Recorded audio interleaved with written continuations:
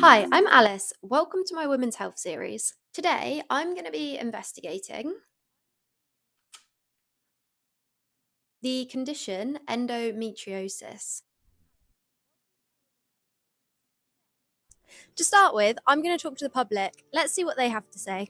Okay, so my question is, what can you tell me, if anything, about endometriosis? I have no idea. Not that much. I know it's biology based.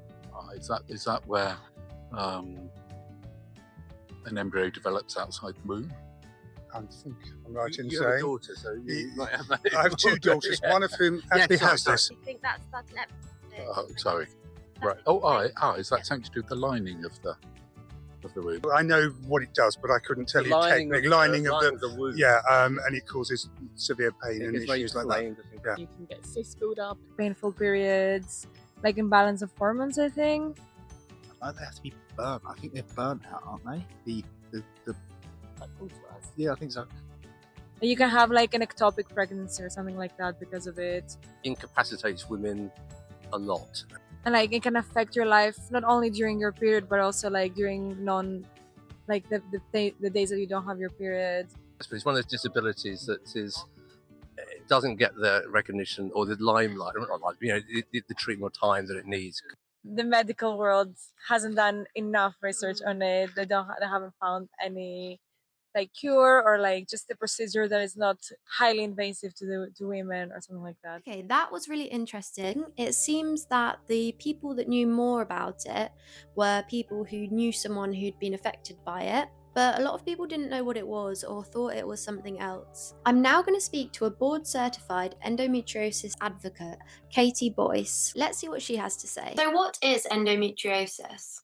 I always describe it as this is like a whole body chronic inflammatory disease. So we used to just think of it as gynecological, used to just be something that we associated with periods, but we know that that's not the case now.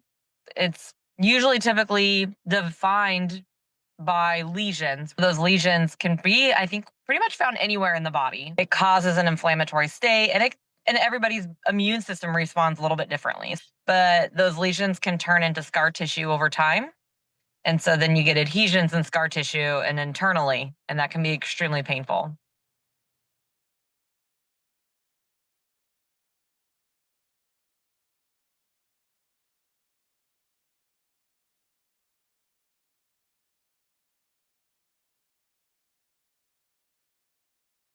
I've heard a theory that it might or might not be an autoimmune disorder. Can you tell me about that? Fundamentally, it is more like a cancer than it is an autoimmune disease. Autoimmune is your immune system is attacking something healthy, whereas endometriosis is not healthy. It's not supposed to be there. And you have inflammation because your immune system is trying to get rid of it.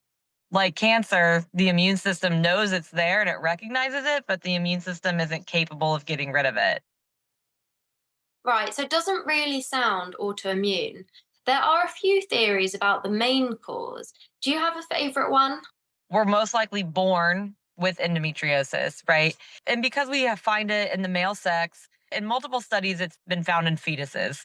So stillborns, and then in different phases of embryological development. And the theory behind that is in embryology, as our organs develop, everything follows a very particular tract, right? So you've got these cells are going to all travel this way through the body as it's developing, and it's going to turn into this organ or that organ.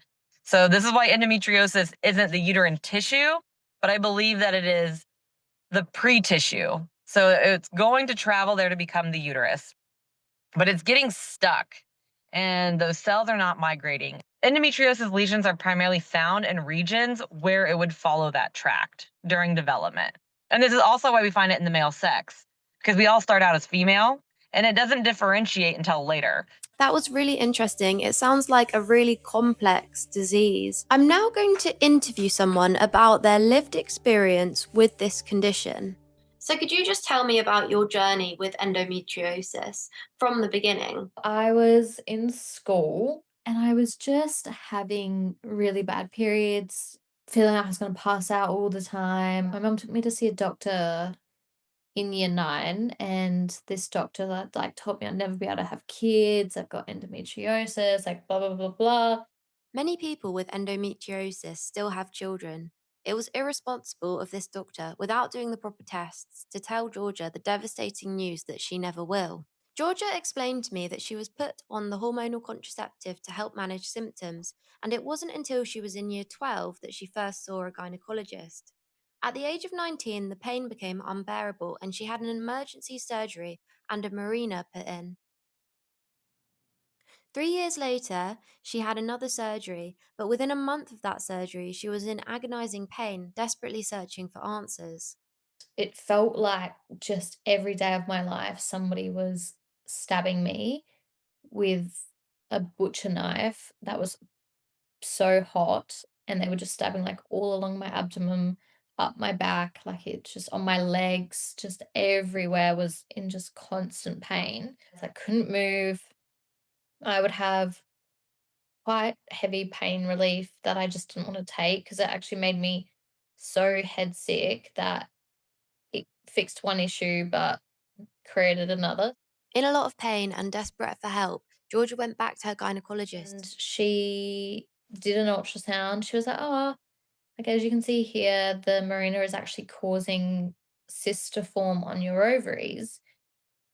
And so she, like, started feeling around with it and then just pulled it out. I didn't kinda get a say whether I wanted it out or not, and I didn't have any warning, and it was extremely painful. Like, if you ever had it put in or taken out, it's like you need to have at least pain relief or the green whistle to cope with the pain. After this disturbing event, Georgia decided to look for a more holistic approach and reached out to a specialist. He wrote up a 16-page report of everything that I had and what he thought I had and just answers, kind of. Following the specialist's advice, Georgia had a surgery in which endometriosis tissue was removed and also tissue surrounding it in an attempt to stop it from growing back. Could you tell me a bit about how all of this has impacted your life? I was working a full-time job and I couldn't go to work because it was just so painful to sit at an office all day and concentrate on working when my entire body felt like it was shutting down.